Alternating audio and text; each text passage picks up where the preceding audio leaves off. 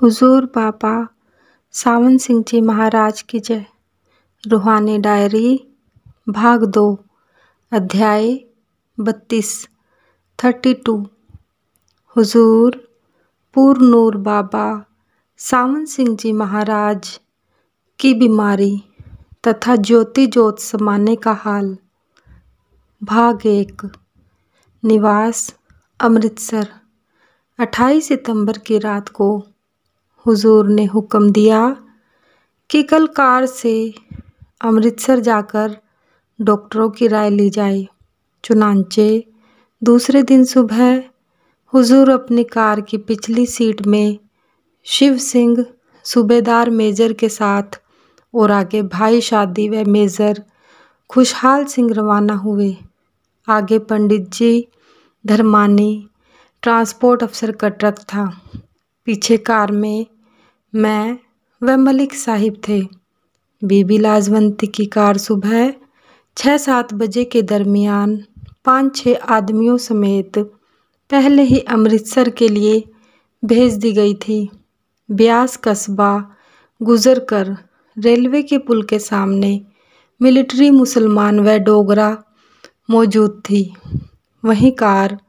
वहाँ कार ठहराकर हुजूर ने उनके अफसरों को कहा कि वड़ाइच के मुसलमानों को उन्होंने दूसरे नज़दीक के गांव के मुसलमानों समेत शरणागत ख्याल करके बचा कर डेरे में रखा था, मगर अब लोगों की नीयत बदल गई है। उनको ट्रक भेजकर मुसलमानों के काफिले में जो वहां मौजूद था शामिल कर लेना, ताकि बेचारे पाकिस्तान को चले जावें और उनकी जानें बच जावें। रास्ते में 2-3 जगह जहाँ मुसलमानों के पहले पैदल काफिले ठहरे थे, वहाँ बहुत सी गंदी मैली चादरें रजाइयाँ आदि पड़ी थी और जगह जगह मुर्दे पड़े थे। कोई नंगा, कोई कुत्ते का खाया हुआ, कोई गिद्धों द्वारा खाया हुआ, कोई बच्चा, कोई बूढ़ा, कोई औरत, कोई मर्द। बीच बीच में लाशें, जगह जगह जानवरों की, भैंस से, बैल, गधों, घोड़ों की, जो थक कर या किसी दूसरे कारण से काफिले में मर गए थे, पड़ी थी। कई औरतें बिल्कुल मरी हुई पड़ी थी।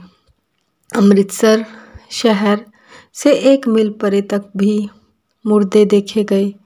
ऐसा ही हाल पाकिस्तान के रास्तों का होगा। वहाँ हिंदू सिख मुर्दे होंगे। यह भयानक नज़ारा देखते हुए हम डेरा बाबा सावन सिंह मजीठा रोड सत्संग घर में पहुँचे। शाम को कई सर्जन और डॉक्टरों को बुलाकर निरीक्षण कराया गया। डॉक्टर निहाल चंद सिकरी ने दूसरे दिन सुबह आकर गोलियां खाने को लिखी और 30 सितंबर को यह निश्चित हुआ, क्योंकि कमज़ोरी बहुत ज़्यादा हो गई थी, इस वास्ते हुजूर को ब्लड ट्रांसफ्यूज़न खून दिया जाए। दूसरे दिन सुबह से जवान सत्संगी खून देने को तैयार हो गए। चुनांचे 6 व्यक्तियों के खून की जांच करने का निश्चय किया गया। डॉक्टर कप्तान गुरचरण दास का खून अनुकूल निकला। चुनांचे उस दिन शाम को डॉक्टर खन्ना, डॉक्टर संतोख सिंह व डॉक्टर गोयल ने आकर 25 सीसी खून दिया। सूरज डूब गया, रात पड़ गई। हुजूर लेटे रहे। रात को जौ का पानी और दवाई की खुराक दी गई। सुबह को हुजूर की तबीयत में से बहुत सी कमजोरी जाती रही, मगर असली बीमारी यानी पेशाब में खून का आना जाना आज 3 अक्टूबर 1947 तक भी बंद नहीं हुआ। शाम को हर रोज़ 5 बजे दर्शन ऊपर खड़े होकर संगत को देते हैं। शहर के बड़े बड़े डॉक्टरों ने आकर हुजूर का निरीक्षण किया और अपनी अपनी राय दी। डॉक्टर कर्नल अमीरचंद साहिब भी बुलाए गए, मगर उन्होंने परेशानी तबीयत की वजह से आना गवारा ना किया। कल शाम को डॉक्टर हेतराम साहिब भी कार में छेहरटा से तशरीफ़ लाए। 4 अक्टूबर 1947 की सुबह को हुजूर ने स्नान किया तो तबीयत बहुत कमज़ोर हो गई। एक डॉक्टर दवाई लेने दौड़ा। उनका दिल घुटता जाता था। फिर हुक्म दिया कि ब्लड ट्रांसफ्यूज़न किया जाए। चुनाचे 12 बजे हरनामदास सत्संगी का खून दिया जाने लगा। 250 सीसी दिए जाने की तजवीज़ थी। जब 110 सीसी के करीब दे चुके तो हुजूर ने फरमाया कि बड़ा सख्त दर्द कमर में हो रहा है। कमर दबाने लगे तो फरमाया कि बड़ी सख्त तकलीफ़ है। चुनाचे खून देना बंद कर दिया गया।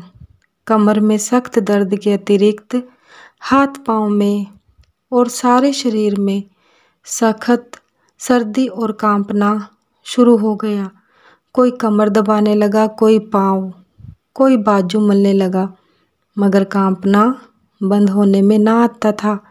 सब लोग और डॉक्टर लोग बेबस हो गए। खून का दबाव घटकर सिर्फ 77-78 रह गया। सांस जोर से आने लगा। इस कदर तकलीफ़ मैंने किसी की आज तक नहीं देखी, मानो बेहोशी हो गई हो। इस वास्ते लेट गए, मगर सांस जोर से आता रहा और गर्म बोतलों से भी कांपना ना हटा। आखिरकार कई घंटे के बाद बुखार हो गया। डॉक्टर संतोख सिंह व डॉक्टर खन्ना ने उसी वक्त ही सेलाइन और ग्लूकोज वाटर 500 सीसी अंदर किया, जिसमें उनको 1.5 घंटा लग गया। मतलब यह है कि खून का जहर अंदर है, वह पेशाब के रास्ते बाहर निकल जावे। सारी रात हुजूर की हालत चिंताजनक रही। आहिस्ता आहिस्ता कतरा कतरा पेशाब का आने लगा। सारी रात यही हालत रही। खून के दबाव को ज़्यादा करने के लिए टीके दिए गए।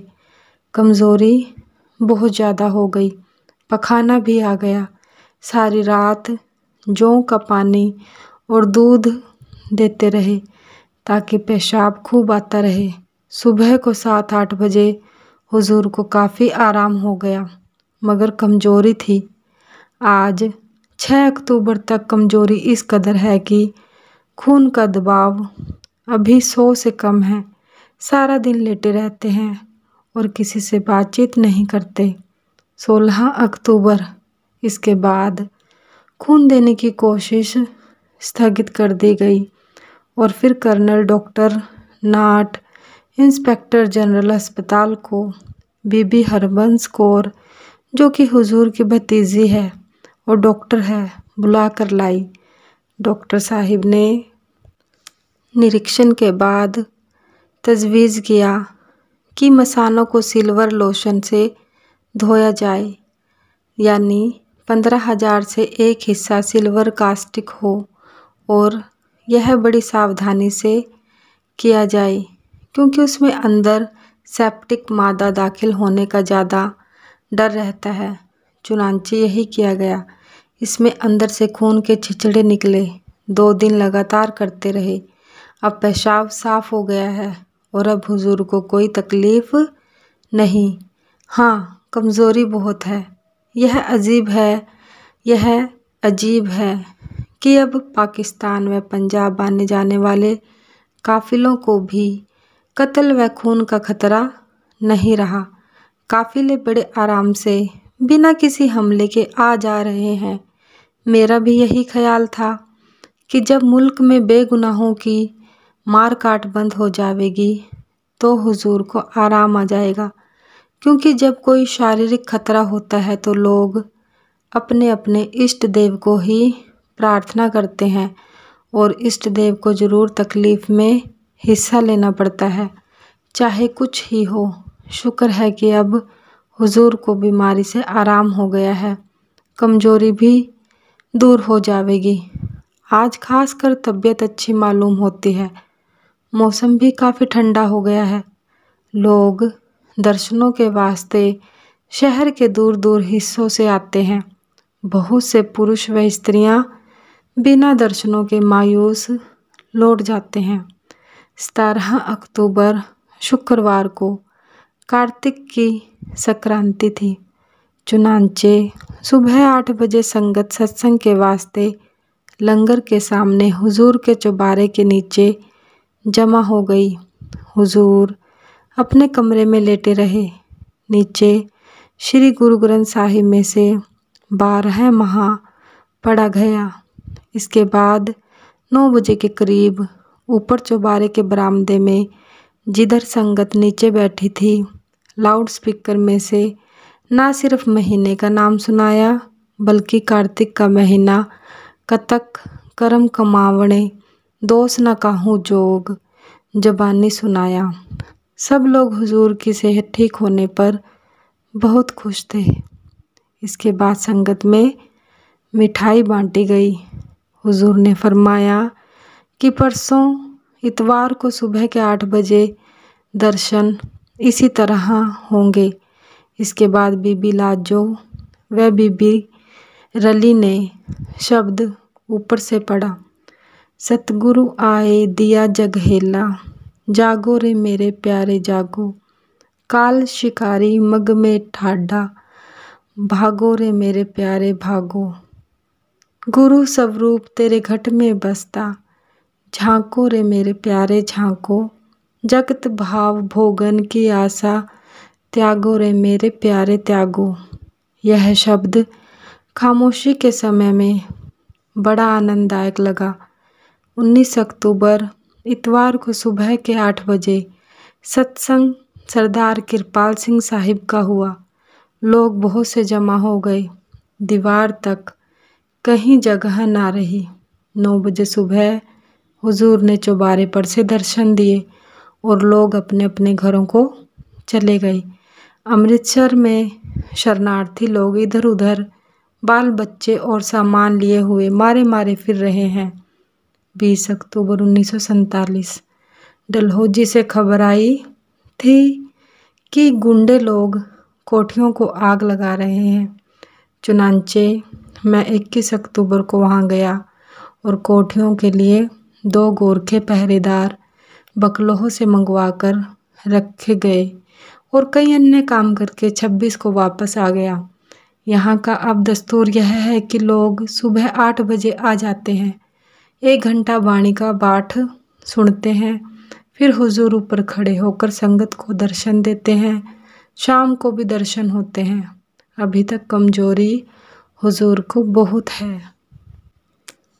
5 नवंबर 1947 की रात को आजकल हुजूर का रोजाना प्रोग्राम यह है कि सुबह 8 बजे लोग शहर आदि से आकर 1 घंटा वाणी का पाठ व उसका अर्थ सरदार चरण सिंह बजाज कोयटा वाले से सुनते हैं। उसके बाद विनती पढ़ते हैं। इसके बाद हुजूर ऊपर बरामदे में से दर्शन देते हैं और लोग अपने अपने घरों को चले जाते हैं। मगर बहुत से शरणार्थी स्त्री पुरुष वहाँ ठहरे हुए हैं, जिनके रहने व खाने पीने का इंतजाम अमृतसर सत्संग के जिम्मे है। अमृतसर के लोग बड़े दानी हैं। खुशी से यह सेवा अपने ऊपर उन्होंने ले रखी है। कई शरणार्थी आते हैं, कई चले जाते हैं। मैं ऊपर जाकर जरूरी कागज़ों पर दस्तखत करवाता हूँ। इसके बाद हुजूर आराम करते हैं और पलंग पर लेट जाते हैं। फिर शाम के 5 बजे ऊपर किसी संत की वाणी का पाठ सुनते हैं। सिर्फ थोड़े से मुख्य सत्संगी उस वक्त मौजूद होते हैं। कभी स्वामी जी की वाणी, कभी पलटू साहिब की, कभी तुलसी साहिब की, कभी घट रामायण पढ़ते हैं। सिर्फ आधे घंटे तक यह पाठ होता है। इसके बाद हुजूर ऊपर से संगत को दर्शन देकर अंदर अपने कमरे में सोने के लिए लेट जाते हैं। त्योहार दिवाली 12 नवंबर 1947 पहले सुबह को सत्संग हुआ और हुजूर सतगुरु जी ने चौबारे पर से संगत को दर्शन दिए। इसके बाद डेरे से बहुत से संगत स्त्री पुरुष आ गए। शाम को दिए जले। हुजूर के चौबारे के बाहर छत पर दरियां बिछाई गई और हुजूर कुर्सी पर विराजमान हुए। बहुत से लोग सारी छत पर बैठे थे और बीबी लाजो व बीबी रली ने स्वामी जी की बानी में से गुरु चरण गिरह मेरे आए, भाग मेरे सोते दिए जगाए पढ़ा। इसके बाद लोगों को मिठाई बांटी गई। हुजूर ने फरमाया कि संतों के दर्शन व सत्संग का बड़ा लाभ है। एक बार गुरु अर्जन साहिब के दरबार में यह श्लोक पढ़ा गया, लेख न मिटई हे सखी जो लिखिया करतार। एक राजा उस सत्संग में मौजूद था। बोला कि अगर कर्मों की रेख मिट ही नहीं सकती तो फिर मुझे आपके पास आने का क्या फ़ायदा। गुरु साहिब ने फरमाया, कल इसका जवाब देंगे। राजा साहिब अपने डेरे चले गए। रात को सोते हुए सपने में देखा कि उनका जन्म एक गरीब के घर हुआ। उनकी शादी हुई, बच्चे हुए। गरीबी बहुत थी। एक दिन जलाने के लिए जंगल में लकड़ियां काटने गए। वृक्ष के ऊपर चढ़े, ऊपर से टहनी काट रहे थे। टहनी कटी और वह भी धड़ाम से नीचे गिरे। आंख खुल गई। दूसरे दिन दरबार में हाजिर हुए। गुरु साहिब से सपने का हाल बयान किया तो गुरु साहिब ने फरमाया कि संत इसी तरह कर्मों को भुगताते हैं। दीवाने शम्स तबरेज में भी कहा है, अगर बख्वाब रवि तुबीनी सकत हाय वसुअब हाय आ निको करदार। अर्थात यदि तू स्वप्न में कष्ट भोगता है तो इसे अच्छा ही समझ। 21 नवंबर 1947। आज हुजूर की तबीयत खास तौर से बेहतर मालूम होती है। अब लोगों से बातें करते कम थकते हैं। आज शाम को हुजूर ने फरमाया कि बहनों और बेटियों को भाई और माँ बाप प्यारे होते हैं। चुनांचे एक आदमी की पत्नी को अपनी ननद से सख्त दुश्मनी हो गई। उसने उस व्यक्ति को सिखलाकर इस बात पर तैयार कर लिया कि अपनी बहन को मार डाले। जब वह बहन के घर उसके ससुराल में उसका वध करने की नीयत से गया तो उस समय ज़बरदस्त बारिश हो रही थी। उसने सुना कि उसकी बहन परमेश्वर के आगे प्रार्थना कर रही थी कि हे स्वामी, जैसे मैं यहाँ बरस रहा है ऐसे ही मेरे मायके में बरसे। इस पर वह व्यक्ति खिसियाना होकर चला गया और बीवी को कहने लगा कि तुमको मार डालूंगा मगर उसको नहीं मार सकता। 25 नवंबर 1947। आज सुबह 9 बजे सत्संग के बाद जब दर्शन करने गए तो पता लगा कि एक सत्संगी की अपनी बीवी से लड़ाई हो गई। वजह यह कि उसने सुबह ही गुरु के लंगर के लिए सब्जियां बाजार से लानी थी, जिनके लाने के लिए पहली रात उसको कह दिया गया था। मगर जब घर से खरीदने के लिए चलने लगा तो बीवी ने कहा कि पहले मेरे बच्चों के लिए सब्जी ला दो, लंगर को पीछे देने जाना। वह नाराज होकर बोला, पहले लंगर पीछे तुम। ऐसे ही लोग परमार्थ के अधिकारी हैं, ना कि संसार के बंधनों में बंधे हुए। हुजूर ने यह सुना तो नीचे लिखी कहानी सुनाई। किसी गरीब की बीवी उसको होली से एक रोज़ पहले बोली कि कल होली का त्यौहार है, मैंने घर में हलवा, पूरी, भाजी, पापड़ आदि बनाने हैं, यह सब सामान ला दो। वह बेचारा कहाँ से लाता, पैसे पल्ले नहीं। आधी रात को चोरी की और सुबह ही चोरी के पैसों की सब चीज़ें ला दी, मगर पापड़ लाना भूल गया और पैसा समाप्त हो गया। जब लाया तो बीबी ने नाराज़ होकर कहा, अरे तुम पापड़ तो लाए ही नहीं, अब मैं क्या करूँगी, अभी पापड़ ला कर दो। वह बेचारा कहाँ से लाता। पुनः चोरी करने गए तो पकड़ा गया। हकीम ने हुक्म दिया, चूँकि आज होली है, इसको होली का स्वांग बनाकर गली गली घुमाया जाए। चुनांचे जब वह स्वांग बनकर अपनी गली में आया और उसकी बीवी ने देखा तो कहने लगी, तुमको तो स्वांगों की पड़ी हुई है और मैं घर में पापड़ों का इंतजार कर रही हूँ। 11 दिसंबर 1947। हुजूर की सेहत पहले की अपेक्षा बेहतर हो रही है।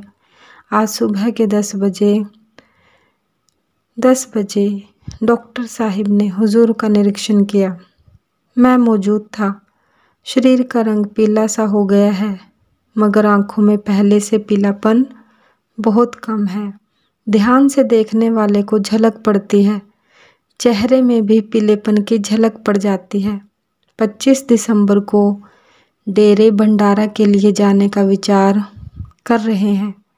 12 दिसंबर की शाम के 5:30 बजे जसवंत भवनानी सिंधी, जो कि दिल्ली से फिरोजपुर तब्दील होकर जा रहा था, हुजूर के दर्शन करने आया तो हुजूर ने पूछा कि तुम्हारे पिताजी कहाँ हैं? तो उसने जवाब दिया कि वह कराची वाला मकान, जो कि मेरे विचार में तो 1 लाख का होगा, 8,000 में बेचकर दिल्ली आ गए हैं। तो हुजूर ने जवाब दिया कि सारी संपत्ति ना बेचो, निवास डेरा। अमृतसर से 1:30 बजे रवाना हुए। अपने चौबारे से सीढ़ी पर से उतरे तो 3 जगह विश्राम के लिए ठहरे। मानो कमजोरी की यह हालत है। फिर कार में पिछली सीट पर लेटे आए। रास्ते में जंडियाला व अन्य स्थानों पर संगतें खड़ी थी। उनको केवल कार में से ही 1-1 मिनट दर्शन देकर रवाना होते रहे। अमृतसर की संगत ने कार को फूलों के हारों से सजा रखा था और उसके आगे एक गुलदस्ता कार के सिर पर लगा रखा था। कई औरतों ने अमृतसर में कार पर से पैसे आदि न्यौछावर कर दिए। डेरे के अंदर हुजूर के बंगले तक रंग बिरंगे कागज रस्सियां से लटक रहे थे। उस रास्ते पर कि जिससे हुजूर की कार ने गुजरना था। संगत अंदर वाले सत्संग घर के पश्चिम की ओर मैदान में एकत्रित थी। हुजूर कार से उतरकर बड़ी कठिनाई से उस चबूतरे पर विराजमान हुए। फरमाया कि मैं केवल भंडारा 29 दिसंबर वाले दिन संगत में आ सकूंगा, मगर दर्शन दोनों समय प्रतिदिन दिए जाएंगे। सरदार कृपाल सिंह ने अपने भाषण में उन बहनों और भाइयों का धन्यवाद किया जिन्होंने पिछले 3 महीने की बीमारी में हुजूर की सेवा की थी। फिर प्रसाद बांटा गया और हुजूर अपने चौबारे में तशरीफ़ लाए। हुजूर की बीमारी का हाल जहाँ तक उनका इलाज करने वाले डॉक्टरों से मालूम हुआ यह है कि अब मसाने में से खून आना बंद हो गया है, मगर डॉक्टरों का कहना है कि उनके जिगर में भी एक रसौली हो चुकी है, जिससे जिगर अपना पूरा काम नहीं करता और शरीर का रंग, आँखों और चेहरे का रंग पीला पड़ गया है। उनके विचार में यह मामूली यरकान जॉन्डिस नहीं है। जब तक जिगर की रसौली दूर ना हो जावे, जिगर काम ना करेगा। 27 दिसंबर। आज हुजूर सामने के बाग में धूप में सारा दिन लेटे रहे और शाम को कार पर सवार होकर अपने दौलत खाने पर तशरीफ़ लाए। क्योंकि कमजोरी के कारण इतना थोड़ा फासला चलना भी उनके लिए कठिन है। 28 दिसंबर को मासिक सत्संग था, जो कि दिन के 2:30 बजे शुरू हुआ। हुजूर अब की बार ना तो सत्संग में तशरीफ़ ला सके ना सेवा में, किंतु प्रबंध ठीक रहा। संगत भी काफ़ी थी। यदि हालात पर ख्याल किया जाए, डॉक्टर पेरी स्मिथ शहर जिनेवा स्विट्ज़रलैंड के प्रसिद्ध होम्योपैथिक डॉक्टर, जो कि कहा जाता है कि सारी दुनिया के होम्योपैथिक डॉक्टरों के प्रेसिडेंट हैं, 29 दिसंबर की सुबह को दिल्ली के रास्ते कार में तशरीफ़ लाए। पहले तो हवाई जहाज़ में बम्बई आए, फिर बम्बई से दिल्ली। दिल्ली से यहाँ तक कार में आए। उस दिन भंडारा था, बूंदाबांदी व सर्दी का जोर था। डॉक्टर हुजूर के पुराने सेवक हैं और 10-12 वर्ष के बाद हिंदुस्तान आए हैं और भजन सुमिरन व सत्संग के अतिरिक्त हुजूर महाराज जी का इलाज भी करेंगे। 29 दिसंबर को शाम के 3 बजे सत्संग शुरू हुआ। चूँकि यह सत्संग 31 जुलाई 1947 के बाद आज पहला सत्संग था। पंजाब में लूटमार के कारण इससे पहले सत्संग ना हो सका था, इसलिए सत्संग में संगत काफ़ी थी। बड़े सत्संग हाल का पूर्व में मैदान सारा दीवारों तक भरा पड़ा था। हुजूर स्वयं कार में तशरीफ़ लाए और तकिया लगाकर बैठ गए। बाबू गुलाब सिंह ने छोटा सा शब्द स्वामी जी की वाणी में से लिया, सतगुरु का नाम पुकारो, सतगुरु को हीरे धारो। सत्संग से पहले एक प्रार्थना 5 युवकों ने हुजूर महाराज जी, हुजूर बाबा जी महाराज जी की ओर ध्यान करके पढ़ी, जिसका तात्पर्य था कि हुजूर को शीघ्र ही सेहत बख्शी जावे। संत मत में गुरु ही अपने सेवकों का दुख सुख ऊंच नीच की रक्षा करने वाला माना जाता है और उसको कुल मालिक रूप माना जाता है। संत स्वयं अपने लिए प्रार्थना नहीं करते, इसलिए हुजूर महाराज जी ने फरमाया कि मैं तो अपने सतगुरु के हुक्म में हूँ, चाहे मुझे वे यहाँ रखें या ले जावें। तुम्हें आवश्यकता है तो तुम बाबा जी महाराज से प्रार्थना करो।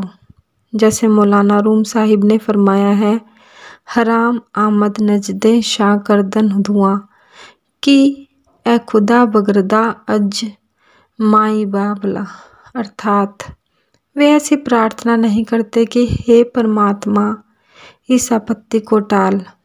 दैनिक प्रार्थना के अतिरिक्त नीचे लिखी हुई प्रार्थना 5 युवकों ने बड़ी नम्रता व दीनता से पढ़ी। अस्सा दिना दी अर्ज सुनो जी, हो मेरे सतगुरु दे प्यारे, बाबा जी प्यारे, प्यारा हुण राजी होवे, दिल मेरा दिन रैन पुकारे, बाबा जी प्यारे। अस्सा दिना दी अर्ज सुनो जी, अर्ज सुनो जी, मित्र प्यारे बांझो साडा, होर न कोई वाली हो, होर न कोई वाली। एक फुलवाड़ी तद तक फुलसी, जद तक सिरते माली हो, जद तक सिरते माली हो। एह उजड़ी जांदी दुनिया मुड़ वस जासी, एहदे सहारे बाबा जी प्यारे, असा दिना दी अर्ज सुनो जी, असा दिना दी अर्ज सुनो जी। साडे खातिर मित्र प्यारे की कष्ट उठाए हों, की कष्ट उठाए, वेखण वाले फुट फुट से पए, प्रेमी दूरों कुरलाए हों, प्रेमी दूरों कुरलाए हों। किसे दी कोई पेश न चलदी हाए, दिल ते चलदे सन आरे, बाबा जी प्यारे, असा दिना दी अर्ज सुनो जी। माँ पियो बांझो जग विच बच्चे, रुलदे फिरन विचारे हों, रुलदे फिरन विचारे हों। बिलखन दुखिए थां थां उत्ते, धक्के देंदे सारे हों, धक्के देंदे सारे हों। साडे ते तरस कमावी, बेड़ा एहलाई किनारे बाबा जी, बेड़ा एहलाई किनारे बाबा जी। असा दिना दी अर्ज सुनो जी। देख के हालत सोहने दी अज, देख के हालत सोहने दी अज, डुस डुस प्रेमी रोवे हो, डुस डुस प्रेमी रोवे हो। साड़ियाँ जाना ले ले भावे, सोना राजी होवे हो, सोना राजी होवे हो। दरते भिखारी बनके संगत एह अर्ज गुजारे बाबा जी प्यारे। दरते भिखारी बन के संगत एह अर्ज गुजारे बाबा जी। असां दिनां दी अर्ज सुनो जी, असां दिनां दी अर्ज सुनो जी।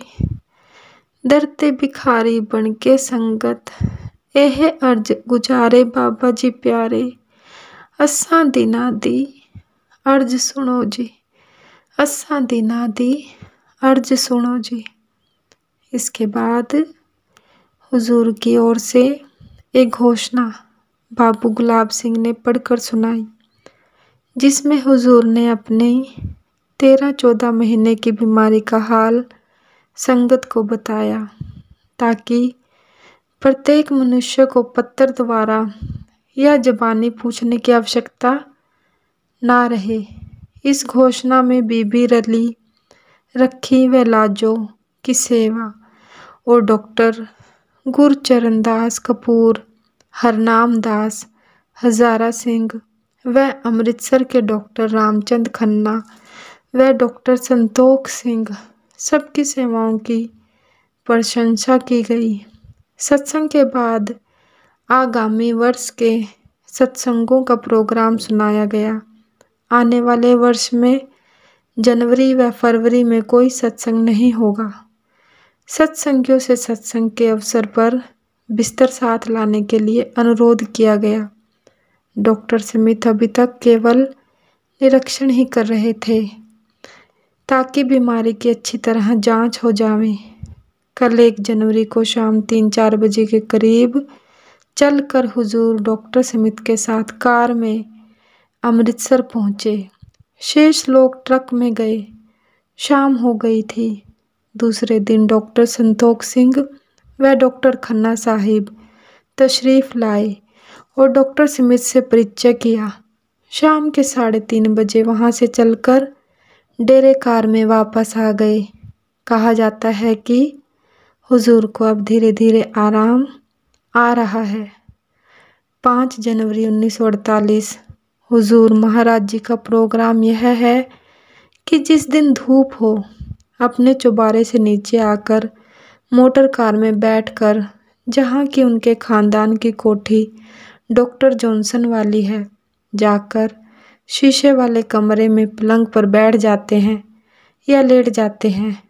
जब धूप दोपहर की आती है तो बाहर बरामदे में पलंग पर लेट जाते हैं, और शाम को जब धूप ढल जाती है तो मोटर कार में बैठकर वापस आकर चौबारे में चले जाते हैं। 5 जनवरी की शाम के 3 बजे मैं बाग में मत्था टेकने और किसी काम के लिए पेश हुआ। वहाँ पंडित लालचंद लायलपुरी व उनका साहिबजादा, तीनों बीबियाँ व सरदार बहादुर सब आ गए। पंडित जी ने शिकायत की कि हुजूर आजकल काम कोई मिला नहीं, यूं ही घूम रहे हैं। हुजूर ने जवाब दिया, प्रयास करते रहो, जो इंदा या बिंदा, अर्थात जो खोजेगा वह पाएगा। 8 जनवरी 1948 सुबह के 11:30 बजे हैं। डाक के वास्ते हुजूर की खिदमत में बाग में उपस्थित हुआ तो मुझसे पहले एक चटाई पर एक 40 वर्षीय सिख बैठा हुजूर से अर्ज कर रहा था कि मैंने अभी तक नाम नहीं लिया, मगर सुमिरन 9 वर्ष से करता हूँ, जिससे मेरे हाथ पांव सो जाते हैं और मुझे अंदर आपके स्वरूप के दर्शन होते हैं। मगर अंदर आपका चेहरा लाल रंग का है, कभी पाँव में खड़ाव, कभी गुरगापी होता है। प्रत्येक दिन दर्शन हो जाते हैं। एक बार आपने फरमाया, मार के उड़ारी उड़ चलो मेरी सहियो। जिस मकान में आप दर्शन देते हो वह यही मकान है जो आज मैंने देखा है। आपका पता लगा कर आया हूँ, नाम दीजिए। हुजूर ने जवाब दिया कि मैं बीमार हूँ, जब मैं वैसा ही हो जाऊँगा जैसा तुमने अंदर देखा है तो नाम दूंगा। अभी किसी को नाम देने का विचार नहीं। तुम जो कुछ अब करते हो करते रहो। ध्यान दोनों आँखों के बीच एकाग्र करो और पहले तारे, फिर सूर्य, फिर चांद, फिर गुरु स्वरूप दिखाई देंगे। यह सिख रेलवे सफ़र मीना फौज में लांस नायक है, जिला होशियारपुर का रहने वाला है। आज फिर शाम के 4 बजे मैं दोबारा गया तो डॉक्टर स्मिथ सिखों जैसी दोहरी पगड़ी बांधे तशरीफ़ लाए। हुजूर को मत्था टेका। हुजूर ने सिर पर प्यार दिया। फिर डॉक्टर ने हुजूर की नब्ज़ बाएं हाथ की देखी और बताया कि अब सफरा निकलना शुरू होने लगा है। स्थिति पहले से अच्छी है और आंतों की भी हालत बेहतर होती जा रही है। यह केवल नब्ज़ देखकर बताया। फिर चेहरे, आंखों व हाथों की चमड़ी का रंग ध्यान से देखा। अब पीलापन कम होता जा रहा है। उसके बाद प्रश्न पूछने और प्रारंभ किए कि जब मैं 10 वर्ष हुए पहले आया था तो मैंने पढ़ा था कि सत्संगियों को सतगुरु से कुछ नहीं मांगना चाहिए, जो मुनासिब होगा वे दे देंगे। हुजूर ने फरमाया कि सत्संगी को हमेशा रूहानी तरक्की और रूह का सिमट कर अंदर जाना मांगना चाहिए। और सबसे अच्छा तो यह है कि जब सुबह को 2.5 घंटे भजन सुमिरन करके उठने लगे तो मत्था टेक देवें। अगर दुनिया का सुख, धन, धाम मांगे तो भी हर्ज नहीं।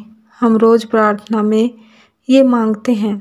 स्वार्थ और परमार्थ 2 रकाबें हैं। बहादुर आदमी दोनों पर सवार होकर चलता है। परमार्थ क्या है?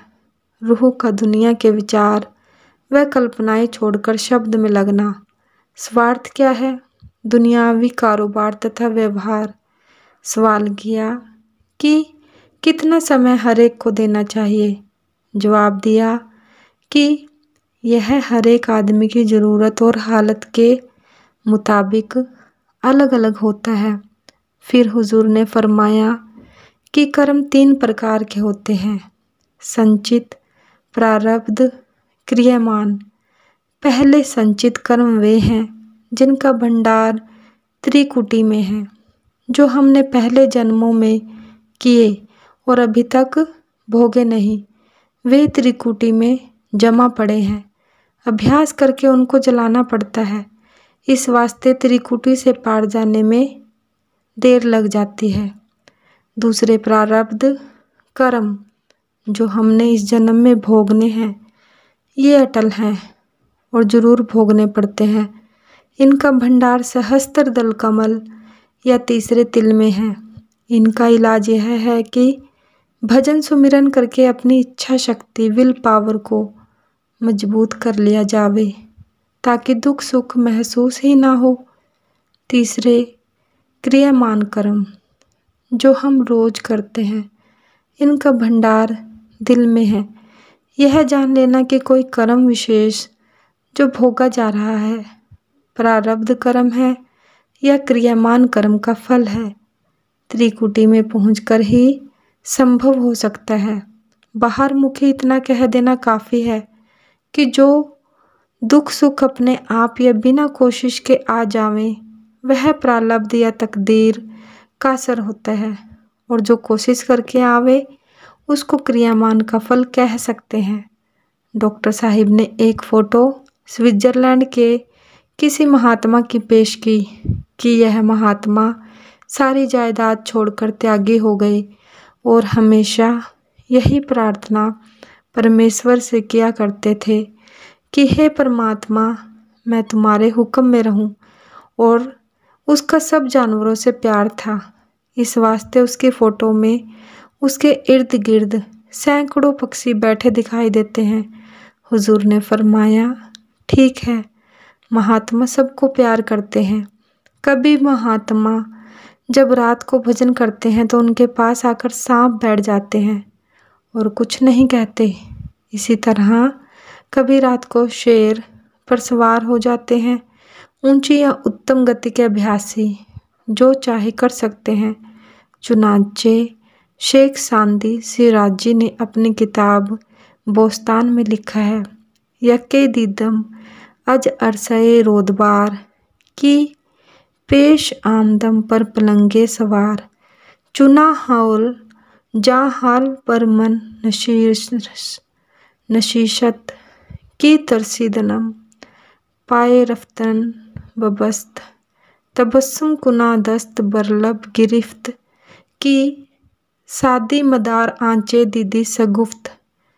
तू हम गर्दन अज हुक्मे दावर पप्च की गर्दन न पेचद जा हुक्म तू हेच। अर्थात मैंने एक व्यक्ति को रोदबार के मैदान में देखा कि मेरे सामने चीते पर सवार होकर आया। इससे मुझे इतना डर लगा कि मेरे पांव चलने से रुक गए। उसने मुस्कुराते हुए हाथ होठों पर रखा और कहा कि हे सांदी, जो कुछ तूने देखा इस पर आश्चर्य न कर। तू भी परमात्मा के हुक्म से मुंह ना मोड़ तो तेरे हुक्म से कोई मुंह ना मोड़ेगा। 9 जनवरी 1948।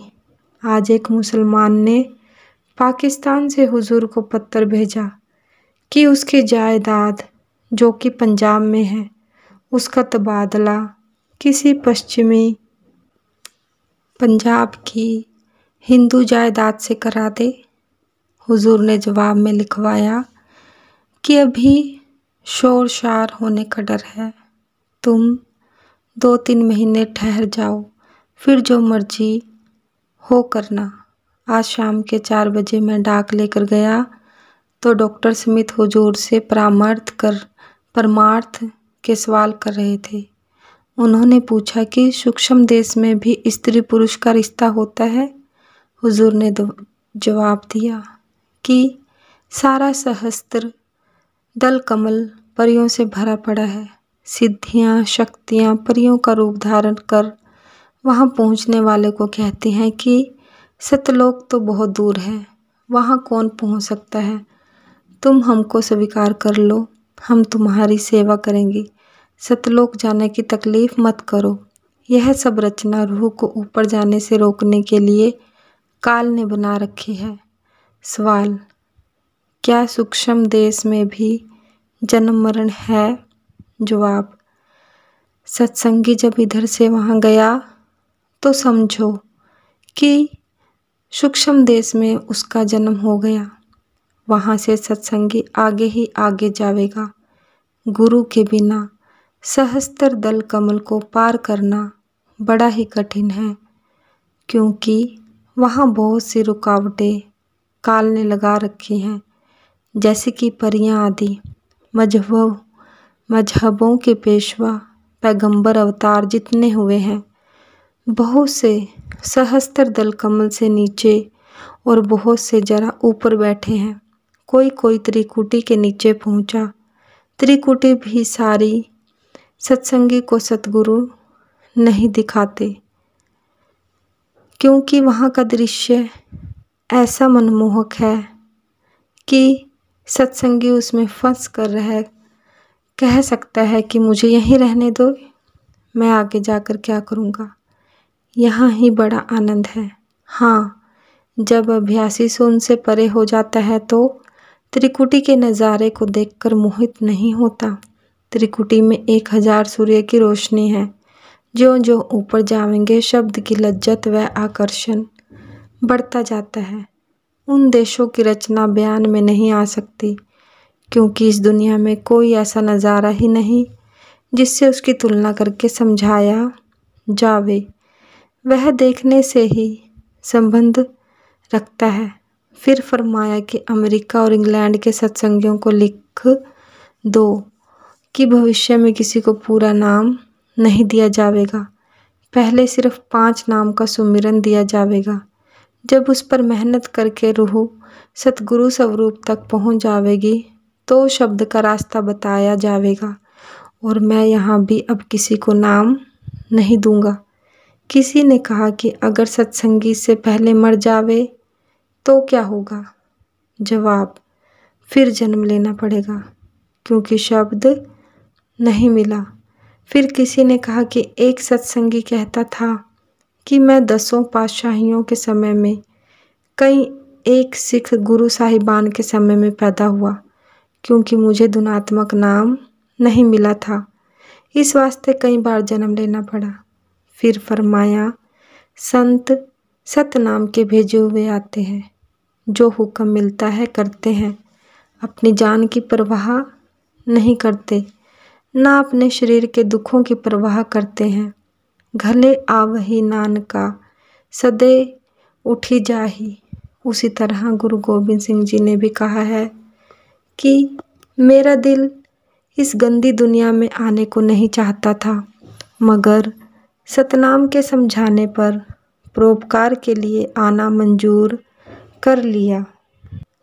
12 जनवरी 1948। आजकल सुबह व शाम सर्दी का बहुत जोर है। शाम को सर्दी इतनी होती है कि नंगे हाथों को काटती है, यद्यपि हवा नहीं। यह इसलिए है कि तापमान गिर गया है। शायद पहाड़ों में बर्फ पिघलने की वजह से तापमान कम हो गया है। हुजूर महाराज जी की आंखों में अब बहुत थोड़ा पीलापन है, मगर कमजोरी बहुत है। सहारे से उठते बैठते हैं। 15 जनवरी। आज शाम के 4 बजे के करीब मैं कुछ डाक लेकर गया। डॉक्टर साहिब हुजूर का निरीक्षण कर रहे थे। उसके बाद हुजूर ने फरमाया कि श्री हुजूर बाबा जी से पहले जितने संत थे वे अब तक कुल मालिक में समा चुके हैं। अब सिर्फ बाबा जी महाराज के पास सारी सृष्टि का अंदरूनी इंतजाम है और अंदर और बाहर सब कुछ वे ही कर रहे हैं। फिर फरमाया कि बाबा जी महाराज जब फौज में नौकरी करते थे तो कई बार ऐसा होता था कि दिन भर तो फौज मार्च करती रहती। शाम को जब डेरा जमता तो बाबा जी महाराज एक छोटा सा गड्ढा खोदकर उसकी मिट्टी अपने पीछे गड्ढे के किनारे पर रख लेते और उसके ऊपर एक बंधा हुआ बिस्तरा रख कर पीठ लगाकर बैठ जाते और सारी रात भजन में रहते। सुबह को फिर मार्च के लिए तैयार हो जाते। नींद के जोर के वक्त एक छोटी सी चारपाई के दोनों तरफ टांगे करके बैठ जाते और भजन करते। उनकी बरागन बैठकर और खड़े होकर भजन करने के लिए थी। ज़रूरत के मुताबिक लंबी, ऊंची या नीची हो सकती थी।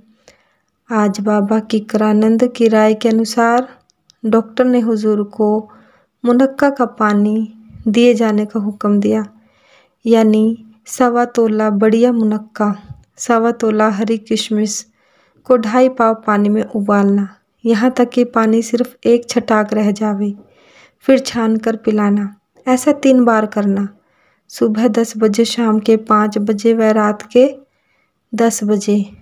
21 जनवरी 1948।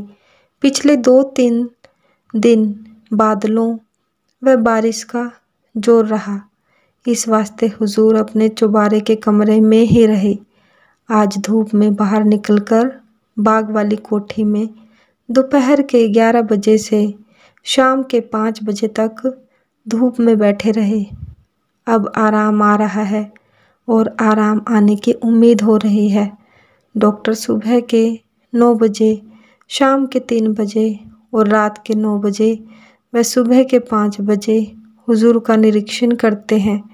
अब पाखाने का रंग बड़ी मुद्दत के बाद जर्द होने लगा है। जिगर भी आज कहते हैं सिकुड़ कर असली हालत पर आने लगा है। पहले जिगर बहुत बढ़ गया था। बदन पर सुबह 9-10 बजे के दरमियान मालिश भी की जाती है। साहिब बहादुर ने फरमाया कि हमारे मुल्क में दिसंबर से लेकर मार्च तक बादल छाए रहते हैं, सिर्फ कभी कभी धूप निकलती है। सर्दी इतनी सख्त होती है कि दोहरे दोहरे गर्म कपड़े पहनने पड़ते हैं। हिंदुस्तान जैसा मुल्क कोई और ना होगा, जहाँ हर एक महीने में हर एक किस्म का मौसम किसी न किसी जगह जाकर मिल सकता है।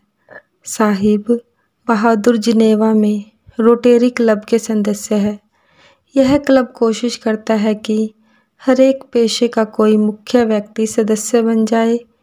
बड़ा डॉक्टर, बड़ा सर्जन, बड़ा होम्योपैथिक डॉक्टर, फिलोसफर, इंजीनियर, व्यापारी इत्यादि हफ्ते में एक बार क्लब में खाना होता है और वहाँ हर एक अपने अपने काम के अनुसार दूसरों को जानकारी देता है। सुर्ख व सफ़ेद शराब व स्वादिष्ट भोजन मांस देते हैं और जो मांस नहीं खाते उनकी संख्या नहीं के बराबर होती है। अगर कोई हो तो उसके लिए भी इंतजाम बढ़िया कर देते हैं। लोगों का गुजारा घड़ी साजी या मशीन साजी पर है। बड़ी बड़ी मशीनें वहाँ बनती हैं। सब प्रदेश पहाड़ी हैं। यहाँ के मैदान देखकर साहिब बहुत खुश होते हैं और हर एक नज़ारे का और आदमी व औरत का खूब फ़ोटो ले रहे हैं। हुजूर महाराज जी के व दूसरों के बहुत से फ़ोटो लिए हैं। आजकल के हरे पीले खेत, दरिया ब्यास का रेत व पानी, उसके पार वृक्षों की पंक्तियाँ, आसमान व बादलों के फ़ोटो खींच रहे हैं। लड़ाई में इन लोगों को गेहूँ, घी, शक्कर आदि की बहुत तकलीफ़ रही, मगर साहिब ने बताया कि कई बीमार बजाय फीस देने के मुझे शक्कर और आटे का परमिट दे दिया करते थे, जिससे मुझे बहुत आराम रहा। आज अमेरिका के एक डॉक्टर सत्संगी ने एक दवाई ताकत के लिए देनी तजवीज़ की, जिसका नाम है प्रोटीन लाइसेट। इसको दूध में घोलकर 1-2 चम्मच खाना खाने के बाद पिए जाते हैं और कहा जाता है कि इस दवाई का एक प्याला 2.5 डबल रोटियों की या 10 अंडों की शक्ति रखता है। उसमें विटामिन, फास्फोरस, लोहा आदि सब चीज़ें पाई जाती हैं। हुजूर ने तार देकर हवाई डाक से 2 पौंड लाइसेट का ऑर्डर आज भेजा है। यह बिल्कुल शुद्ध शाकाहारी दवाई है। मांस, मछली या अंडा इसमें नहीं होता। डॉक्टर साहिब ने एक कहानी सुनाई कि 18वीं शताब्दी में हस्पानिया में रानी इज़ाबेला थी। रिवाज था कि हर एक शुभ अवसर पर उसकी प्रजा, जो कि राजधानी में रहती थी, उसके दाएं हाथ की उंगली की अंगूठी को सम्मान हेतु आदर तथा प्रेम से चूमती थी। दुर्भाग्यवश रानी के दोनों हाथों में रिसने वाला एक्जिमा हो गया। देश विदेश के हकीमों, वैद्यों से उपचार कराया, परंतु आराम नहीं हुआ। बड़ा दिन निकट आ गया। हाथों से बड़ी दुर्गंध आती थी। डॉक्टर ने दोनों हाथों में दस्ताने डलवा दिए और केवल अंगूठी को नंगा रखा। इस प्रकार अंगूठी नमूने की अंगूठी चूमने की रस्म सकुशल संपूर्ण हो गई, परंतु रानी बहुत दुखी थी। एक गरीब औरत ने रानी से कहा कि मेरा एक जान पहचान का गरीब सा हकीम है, उसका इलाज भी करवा कर देख लें। चुनांचे उस बेचारे गुमनाम होम्योपैथिक डॉक्टर को बुलाया गया। उसने निरीक्षण किया और ग्रेफाइट शीशा जैसी पेंसिल बनती है और ग्रेफाइट शीशा जिसकी पेंसिल बनती है, उसका 1 ग्रेन 99 ग्रेन लेड एसीटेट या शुगर ऑफ लेड में खरल किया। खरल करके उसमें से 1 ग्रेन लिया, उसमें 99 ग्रेन शुगर ऑफ लेड मिलाई, फिर खरल किया। फिर उस खरल की हुई के 1 ग्रेन में 99 ग्रेन शुगर ऑफ लेड मिलाकर खरल किया और रानी को रत्ती रत्ती भर देता रहा। रानी को आराम आ गया तो बहुत प्रसन्न हुई और पूछा कि आपको क्या पुरस्कार दिया जाए। उसने बड़ी हिम्मत दिखाई, कहा कि होम्योपैथिक अस्पताल खोल दो। चुनांचे बड़े खर्च से उसके लिए अस्पताल खोला गया, किंतु रानी ने कहा कि तुम अपने लिए कुछ मांगो, मगर उसने कुछ नहीं मांगा।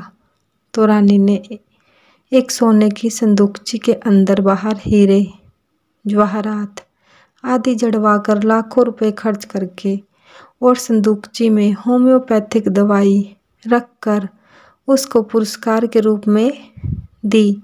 जब वह किसी का इलाज करने जाता तो लोग उसकी संदूकची को देखकर कहते कि यह तो लाखों रुपयों की होगी।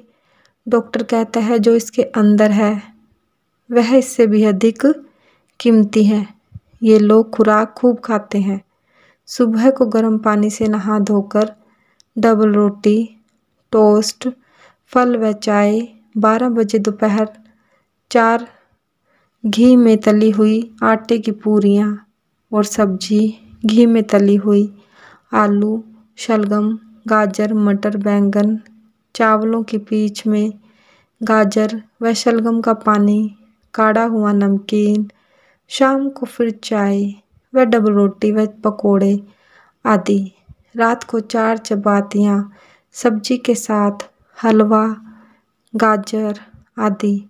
हमारी तरह दूध पीने या रोटी खाने पर जोर नहीं देते।